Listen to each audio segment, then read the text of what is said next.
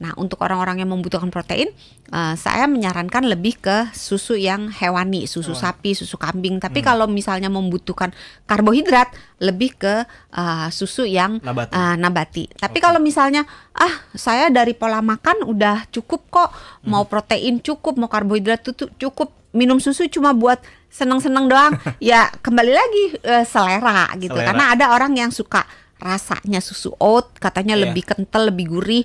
Ada yang lebih suka susu sapi, katanya lebih creamy gitu. Kembali ke selera. Jadi tidak ada kesimpulan dari pembicaraan kita. Tapi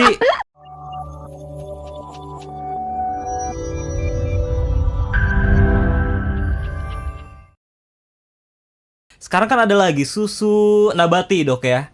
Yang paling populer itu adalah susu oat.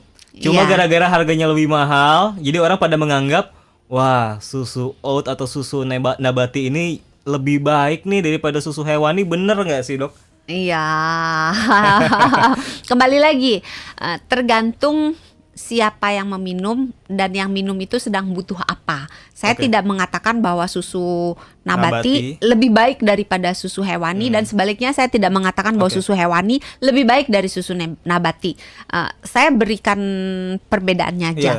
Kalau di susu hewani, Mm-mm. biasanya kandungan proteinnya tinggi. Tinggi. Itu sekitar 8 gram proteinnya dalam 1 gelas susu gitu. Tetapi pada susu nabati, misalnya susu oat atau susu, kan sekarang ada Soy. rice milk gitu ya. Soy juga termasuk ya?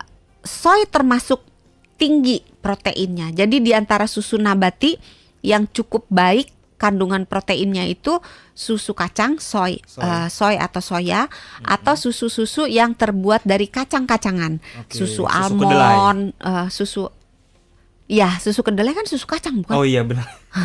Soya, kedelai, susu kedelai, susu kacang itu merujuk pada hal yang sama, dan itu termasuk yang kandungan proteinnya tinggi selain susu almond gitu. Tetapi kalau susunya susu dari biji-bijian, misalnya dari beras-beras gitu, misalnya apa ya, tadi oat atau susu beras gitu, itu biasanya yang tinggi itu adalah karbohidratnya, Oh. bukan proteinnya gitu. Jadi diperhatikan kandungan. Saya tidak hafal setiap merek, tapi di balik setiap kemasan pasti ada isinya. Jadi lihat, kalau misalnya kandungan karbohidratnya tinggi, kandungan gulanya tinggi, tapi proteinnya rendah, maka susu tersebut cocok dikonsumsi untuk orang yang membutuhkan karbohidrat.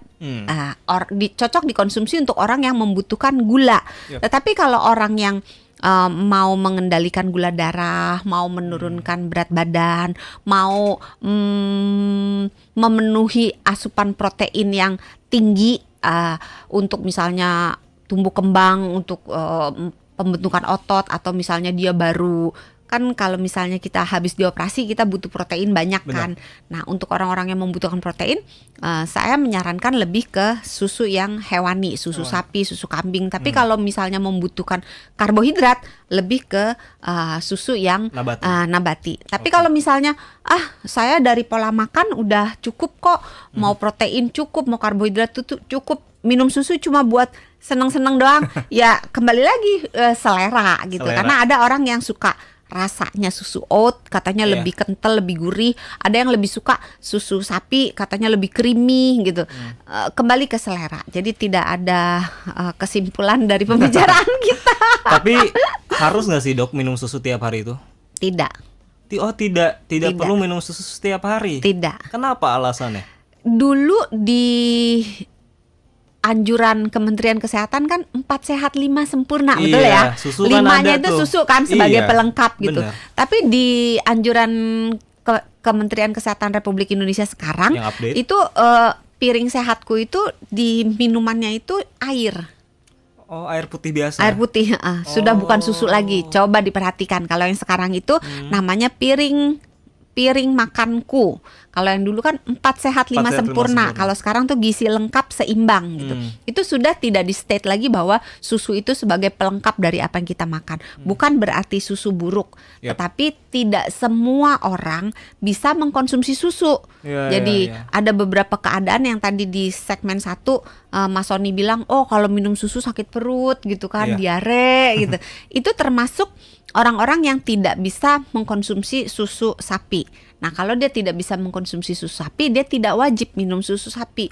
Mau diganti susu nabati boleh, mau tidak minum susu sama sekali juga boleh, sepanjang memenuhi kebutuhan protein, memenuhi kebutuhan kalsium, memenuhi kebutuhan vitamin D dari bahan makanan yang lain. Karena bahan makanan yang tinggi protein, tinggi kalsium itu nggak cuma susu. Gak cuma gitu. susu. Jadi susu tuh bukan Telur sumber juga utama bisa. ya. Iya, Oke, iya. artinya kalau memang vitaminnya sudah terpenuhi, kalau nggak minum susu Nggak tuh apa-apa. nggak akan jadi masalah ya. Oke.